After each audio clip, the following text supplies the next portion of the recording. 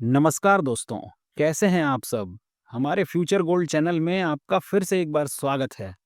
दोस्तों, आज हम आपके लिए लेकर आए हैं और एक शानदार किताब, जैसा हम हमेशा लेकर आते हैं। इस किताब का नाम है द आर्ट ऑफ इम्पॉसिबल। इसे स्टीवन कोटलर ने लिखा है। ये आपके लिए कैसी उपयोगी होगी, ये आज हम बताने वाले हैं।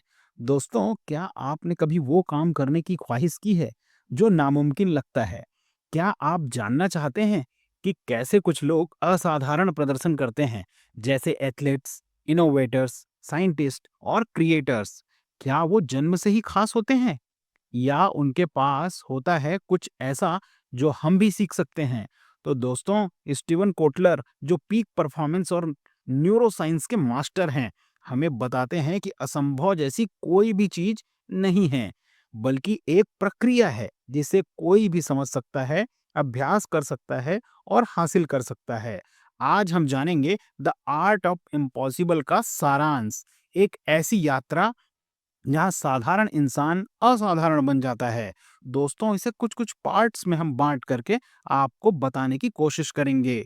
स्टीवन कोटलर कहते हैं कि असंभव कार्य अचानक पूरे नहीं होते, वो छोटे-छोटे हिस्सों में टूटे होते हैं, जैसे मोटिवेशन, लर्निंग, क्रिएटिविटी और फ्लो।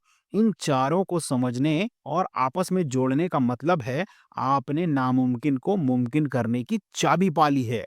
दोस्तों, सच्ची प्रेरणा 4 चीज़ों से बनती है, जैसे क्यूरियोसिटी, जिज्ञासा, छोटे सवालों से जो शुरू होती है कि मैं ये क्यों नहीं कर सकता? और इसका जवाब जब हमें मिलता है, तो बहुत ही फ्रूटफुल होता है। दोस्तों, दूसरा है पर्पस, आपका उद्देश्य। जब जिज्ञासा किसी बड़ी चीज़ से जुड़ जाए, जैसे दूसरों की मदद करना इत्यादि, तो ये हमारे लिए बहुत ही उपयोगी हो जाती है। तीसरा है ऑटोनॉमी, मतलब स्वतंत्रता। जब आप अपने निर्णय खुद लें, तब आप और ज़्यादा संलग्न होते चले जाते हैं।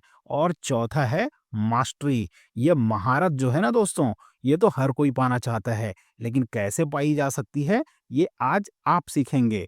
रोज थोड़ा बेहतर होने का जुनून होना चाहिए, फिर क्या है दोस्तों, आप भी मास्टरी कर सकते हैं। मैं जानता हूँ मैं इतना अच्छा नहीं हूँ, लेकिन मैं हर दिन बेहतर कर सकता हूँ। एक युवा यही सोचता है और वो ऐसा करने पर कर भी सकता है। दोस्तों, ये रोज 4-5 घंटे की गहरी सीख है। आपको गहराई में जाकर कार्य करना होता है। हार्ड स्किल्स जो तकनीकी ज्ञान है और सॉफ्ट स्किल्स, इसमें अंतर समझने की आवश्यकता होती है।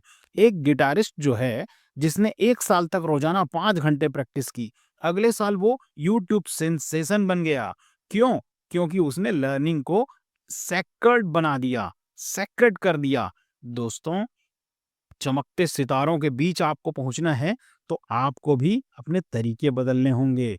स्टीवन बताते हैं कि ब्रेन स्टॉर्मिंग तभी सफल होती है जब आप बहुत ज्यादा जानकारी इकट्ठा करें, फिर आप दिमाग को आराम भी दें।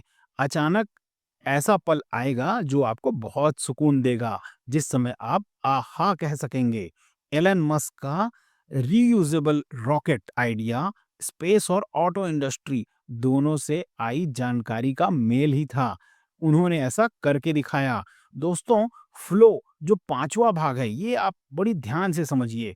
वो अवस्था जहां सब आसान लगने लगता है। जब आप किसी चीज को करते हैं और फ्लो में आ जाते हैं, तो वो आपके लिए बहुत आसान बन जाता है।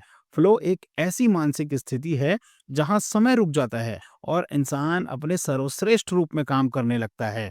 फ्लो आने के संकेत क्या हैं? दोस्तों, जब हाई चैलेंज हो और हाई स्किल्स हो, क्लियर गोल्स हो, इमीडिएट फीडबैक मिले, डिस्ट्रैक्शन फ्री एनवायरनमेंट हो, तब ये सब होने लगता है।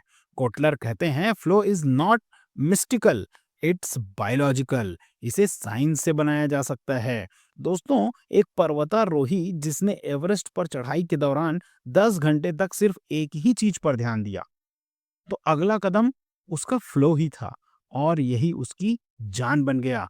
इसी से उसने ये सफलता पाई कि वो पर्वत पर चढ़ सका।